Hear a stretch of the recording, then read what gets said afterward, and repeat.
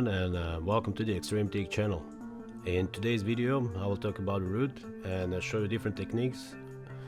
One of the reasons I made this compilation is to show you exactly how to do root in a welding booth and in the field, as this is the toughest part in TIG welding. Okay, we got here 2-inch heavy ball. It's in a 6G position. We're going to use a 1/8 rod, 70S6 ER 70S6. Okay, now we're gonna, as you can see, we're gonna connect, preheating both sides. Once we establish that puddle, then we're gonna slowly progress up.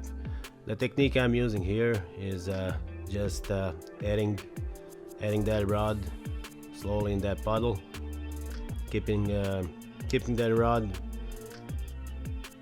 50% inside and outside the bevel. As I'm progressing up, just adding that rod as or it's a dipping technique. It's a, let's say it's basic.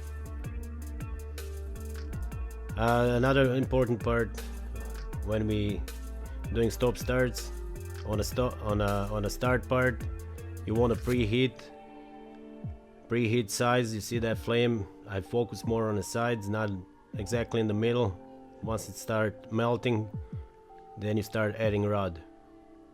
As this is the top part, you don't wanna, you can do lay wire technique, but I like to do sides. I like to dip on the sides, as it's better to control. You can control exact amount that you're gonna deposit inside that root. Same thing when you start the opposite side. I'm gonna do kind of back feed here technique. Preheat in the bottom. Preheat that start. Once it start melting, keep the rod in the puddle and start melting walls.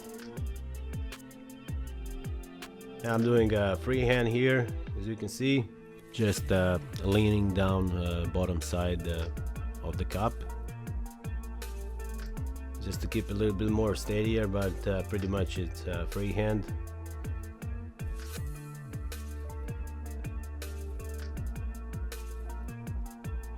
As you can see here, I'm back feeding that side, keeping that rod constantly inside that puddle. This is how the root looks like, as you've seen in that previous videos. Okay, this is one example of 4-inch heavy wall. Same thing in a 6G.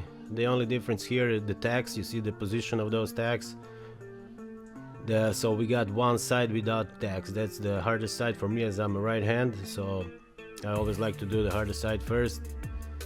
Same thing, freehand, loose 1/8 rod, preheat, start adding rod, and then you can for one part on the bottom up to 5 o'clock. I like to keep that rod in constant feed in the puddle. Once you're going up 3 o'clock to the 12, you want to pull that rod out, and you want to start dipping sides.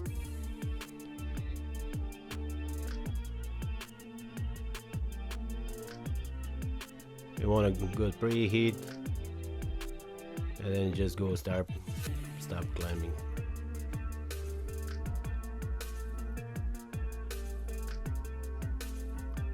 The amperage I'm using here is 105 amps. Just slow down that video as well, so you got a better picture of what's going on.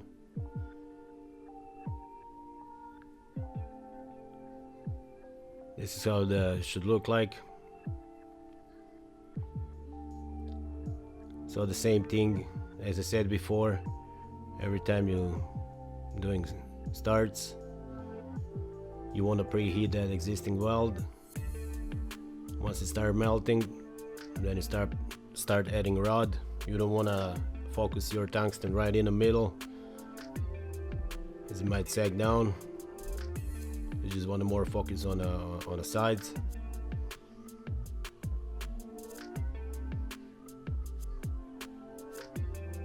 No need to push, just pretty much keep that wire constantly in that puddle. Let that tip of that rod be constantly in that melting puddle. You don't have to push. You don't want to make a build up inside. As I said, just if you keep 50-50 on inside and outside, that's kind of approximately what I do. And once I get to the top, or from let's say from 10 or to 12 o'clock, then I keep my rod outside. You don't want to keep it inside the puddle. Okay, so here we got one horizontal weld. I'm going to show you an example on a root. There's an uneven gap on this pipe. It's a 12-inch carbon. As you can see here, there's a kind of bigger gap here, uneven. It's kind of wavy. Basically, what you want to do here, I'm just showing you, you don't have to manipulate with that wire, but you have to manipulate with your tungsten. And here it's a little bit close, so you can't actually feed that 1/8. But what we're gonna do, we're gonna do keyhole technique. We're gonna go higher on the amperage. Once you open a keyhole, add wire. Keyhole, add wire. Okay, I'm gonna show you here now example with that bigger side of the gap. So I'm holding that rod on the top side of the bevel, and I'm just stretching that puddle down.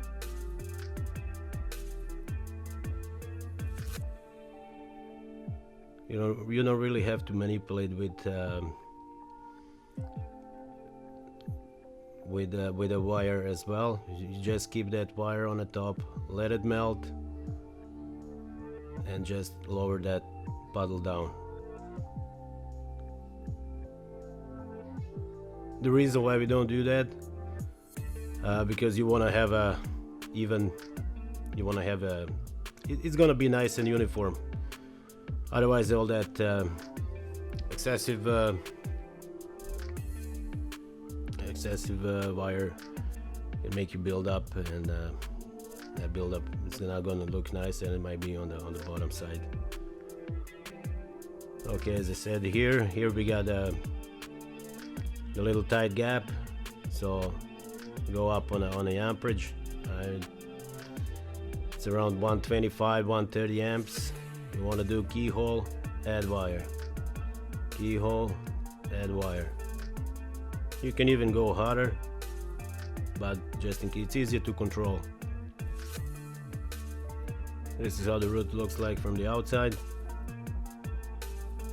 You can take a peek inside to show you how it looks. And this is how it should look like. If you just keep adding, keep holding that rod on the top, and you shouldn't have any problems. And this is how it should look like for the hot pass on a horizontal.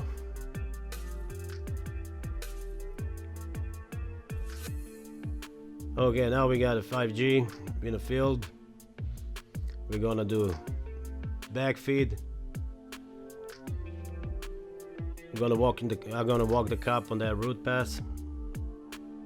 As I said, back feed is just to keep that rod inside the pipe. And once you go up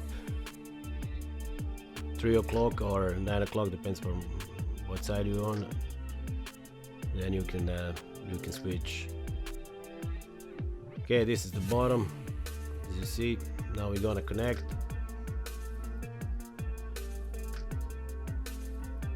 I like to use a cup 8.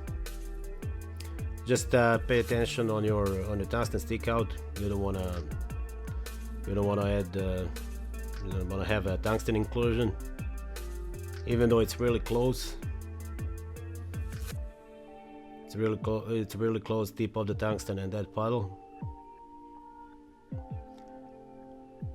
But once you dial in, you shouldn't have any problems.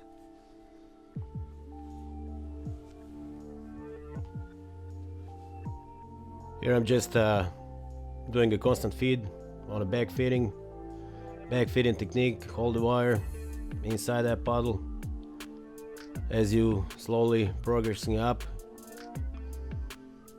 This is the result of the back feeding.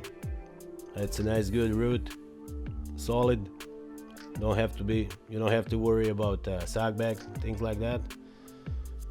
Okay, for the tie-in, you always go 1/2 inch, feather a little bit at stop starts for better fusion. So the same thing, preheat your starts. And for the top part, as I say, I always do dip or a keyhole technique. Once it's open, you add the wire. Add the wire.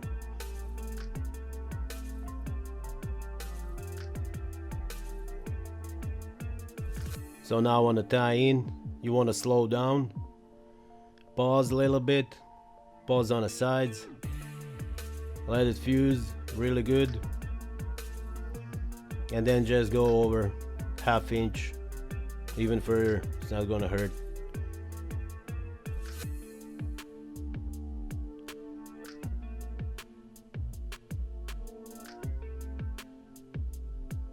Okay, this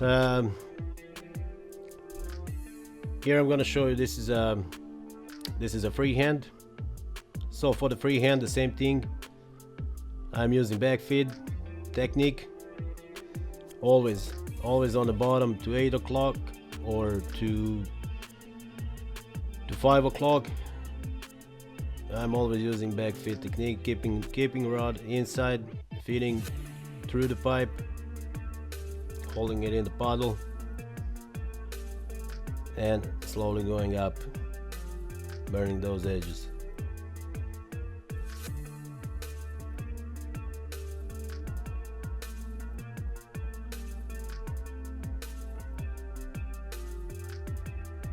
In all those examples you've seen here in this video, that was all 180 rod. It was all carbon.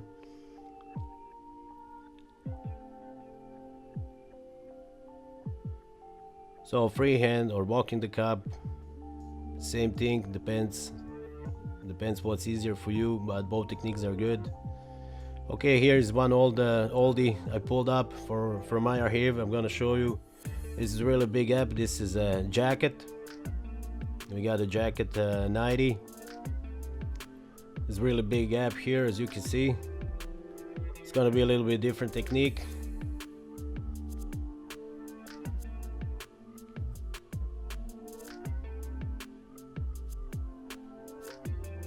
Now you're gonna have a synchronized movement with your tungsten and your wire. This is how you're building up.